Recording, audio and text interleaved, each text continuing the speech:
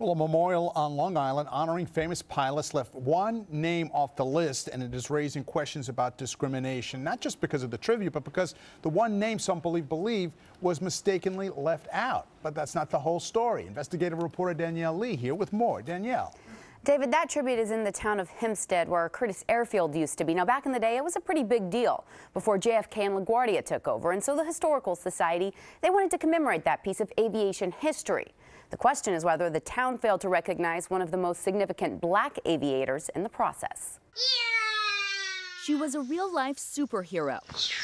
In storybooks, the woman who refused to take no for an answer. The fact that this lady could fly. Lisa Thompson read about her as a young girl. That was amazing. As a black woman in America. She also inspired actress Madeline McRae, who wrote a play about the woman known as Brave Bess. I can do anything in this world that anyone else can do. I just fell in love with who she was. But today, the pilot who lived and died almost a century ago is largely unknown to the public. So let me tell you a bit about Bessie Coleman. Bessie Coleman made a way out of no way. The first African-American, period, to receive a pilot's license in 1921. She went to France to train when no one in the U.S. would allow her into their schools. She was determined. The New York Times gave Bessie a short mention in 1922, her first U.S. air show on Long Island at a place called Curtiss Airfield. Lisa remembered that. So it's no wonder when a memorial showed up within the last year at a Home Depot parking lot, marking an old Curtiss Airfield, now a shopping center. It caught Lisa's eye. Oh, wow.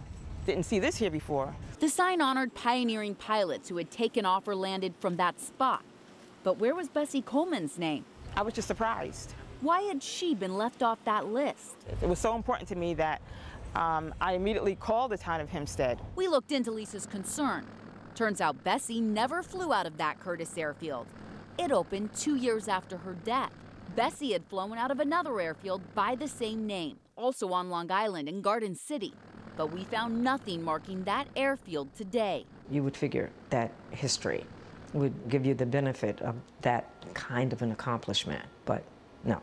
So while this historical marker didn't wrongly leave out Bessie's name, for Lisa, the sign still raises questions. She should not remain a hidden figure. About who gets recognized, who gets memorialized, and why. Bessie has been recognized in other ways. A stamp was made in her honor in 1995. And in Chicago, where she's buried, pilots fly over her grave each year on the anniversary of her death.